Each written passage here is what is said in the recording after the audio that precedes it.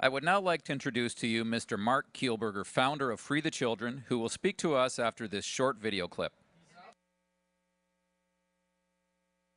Imagine that you woke up every day believing that you could make a difference in the world. Now imagine it wasn't just you. Imagine it was everyone.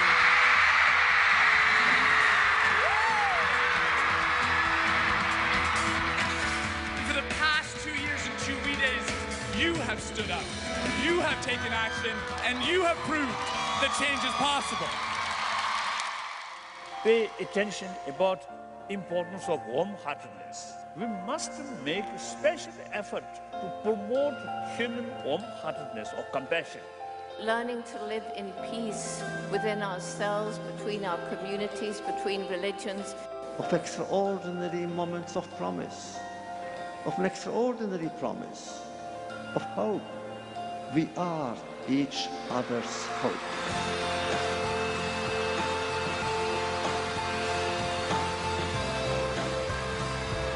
Keep pushing, keep hollering, keep shouting, and this mighty wave will become the tide that can shape the course of history.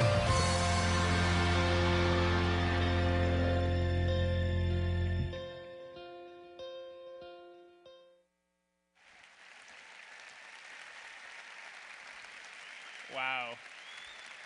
Wow. Good afternoon, everybody. I am so excited to be here today. Thank you for the warm introduction. Thank you to Chair Davis. Thank you to Dr. Spence. Thank you to Manon Gardner. Thank you, all of you, for making today possible. I kind of feel like I'm at a family reunion. Let me explain. My dad was a teacher. He taught for 30 years at Northview and A.Y. Jackson. He taught French. My mom was a teacher. She taught kids with learning disabilities. Every single one of my uncles are teachers. Every single one of my aunts are teachers. And every single one of my cousins are teachers, except one who made a fortune in tech. However, thank you so much for what you do. Thank you for what you believe in. Thank you for who you are and what you stand for. Thank you to all the support staff. Thank you for empowering kids to change the world. Now, the organization I so proudly represent is called Free the Children. It was founded back by my younger brother, Craig. Thank you. Some of you may have seen Craig speak before. Some of you may have seen him on Oprah. Some of you may have had him visit the schools. And as you now know, he is not as good looking as I am. However, he did start the organization, and he started it when he was 12 years old. He was looking for the front page comics of the local newspaper, the Toronto Star, and saw an article of another 12-year-old boy from Pakistan who spoke out against child labor and was killed for speaking out. Craig then took this article, and a teacher, a grade 7 teacher, allowed Craig to take this article and hold it high and speak about his passion and why he was so passionate, and then help to mentor that social justice group to help get involved and to help make a difference to build one school. The goal was to build one school. 15 years later, Free the Children has now been able to build over 650 schools, providing education to 55,000 children every single day, and so many of your schools have been involved in this process, building schools in places like Kenya and Ecuador and India, and for that I say thank you. We have the privilege through the variety of programs that we run, Take Action, Volunteer Now, supporting the YPI program, Youth and Philanthropy, We Day, which you just saw. We work in 350 TDSB schools, and we see every single day your students taking action. Whether that means that getting involved in Halloween for Hunger and helping to go and trick-or-treat for canned goods to give to local food banks.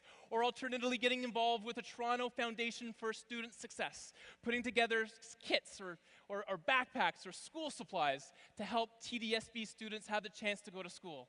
Or getting involved with Future Aces, or getting involved with the Echo School Initiative or the Toronto Foundation. It doesn't really matter. They're getting involved and they're making a difference. And they're making a huge, huge difference. And for that, again, we want to say thank you. Now, the cool thing about getting involved in social justice is not only do you get to understand and teach the 3 R's, but you also get to teach the 3 C's, and that's courage, compassion, and community. And being part of this, as you heard, TDSB now has a social justice action plan, and we're so excited for this. And this is an opportunity, and we ask you, and the hallmark of this plan is to have every TDSB school adopt one local and one international action every single year.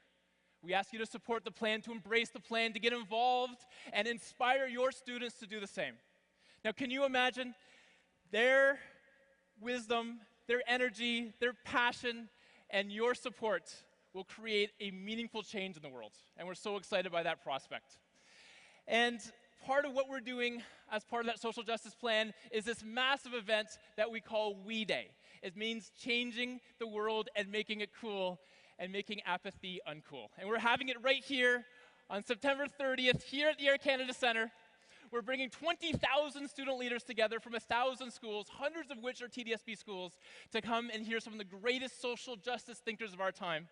You just saw the video of last year's We Day in Toronto and Vancouver, and it was so much fun. And we saw the curriculum impacts, and we saw the programs, the year-long initiative, and all that, but most importantly, students learned, and they had a good time in the process.